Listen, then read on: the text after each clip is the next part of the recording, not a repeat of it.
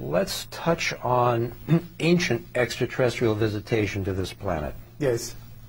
There are paintings on cave walls that seem to depict flying craft, and descriptions in the Bible of what suggests flying craft. Yes. And in 1897, a 300-foot-long air machine was reported doing cattle mutilations.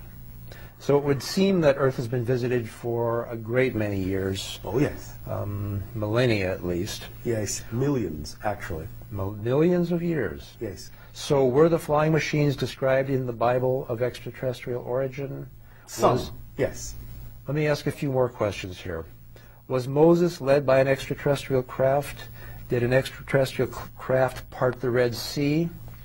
Was the manna that fell to the Israelites dropped by an extraterrestrial craft? And was the wheel within a wheel that was described by Ezekiel an extraterrestrial craft? Yes, yes, yes, and yes. Ah. Is the short answer. So did the extraterrestrials actually interact with humans during those periods? More than they do today. Uh-huh. Being different than the extraterrestrials interacting and observing today. Being what you call more the progenitors, or what has been referred to as Anunnaki. Those that gave of their genetic material to create the humanoids on Earth to begin with. Ah. In that sense, your true forefathers and foremothers. They had a different bond with humans in that sense and could interact in a different way than we can interact with you at this point in your evolution. How was that bond different, and why could they interact? Because in that sense you were literally their children.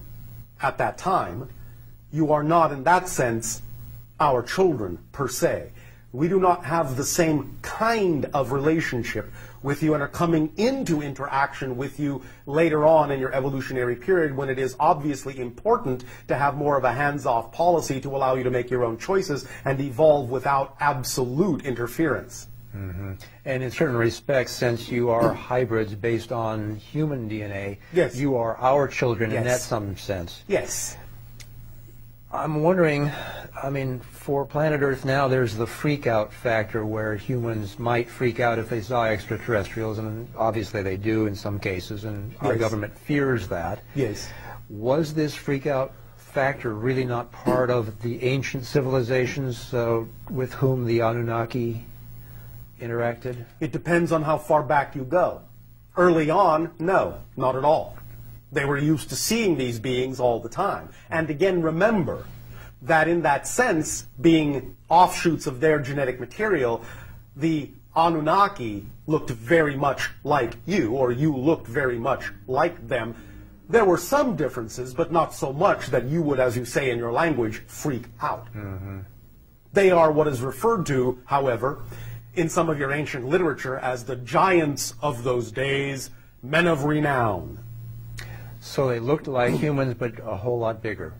Somewhat bigger, sometimes even having what you would call bluish casts to their skin, and now and then some other different tones or casts to their skin, but in that sense still relatively what you would recognize as your own kind.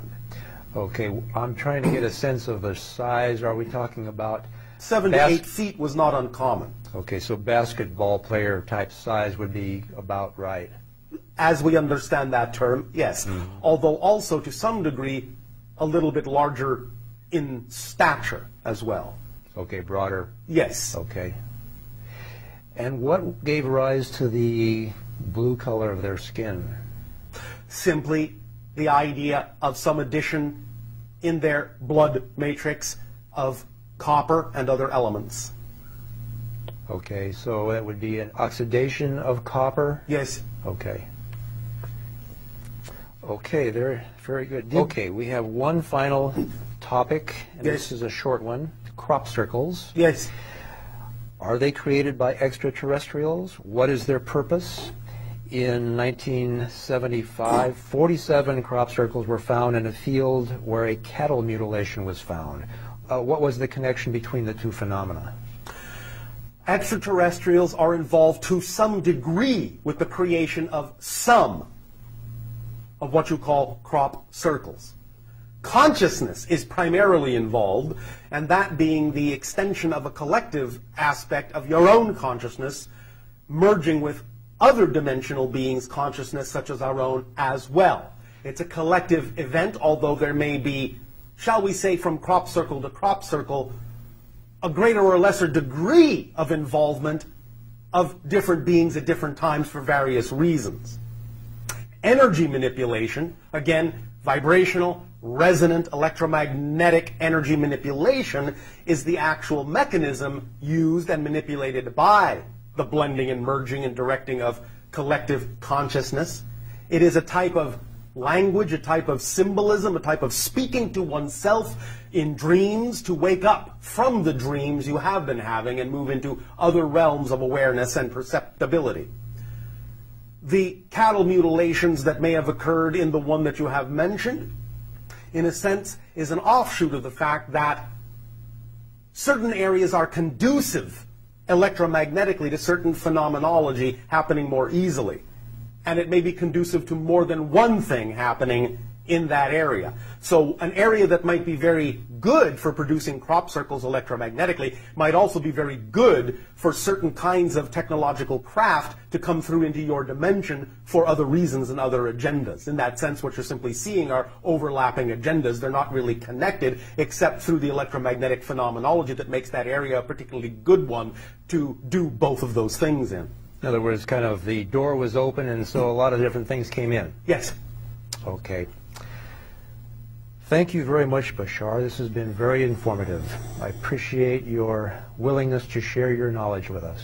We thank you as well for your willingness to create this platform and foundation for this transmission and communication, which can only add to the overall experience of both of the realities we exist in and the one reality we are co-creating it together.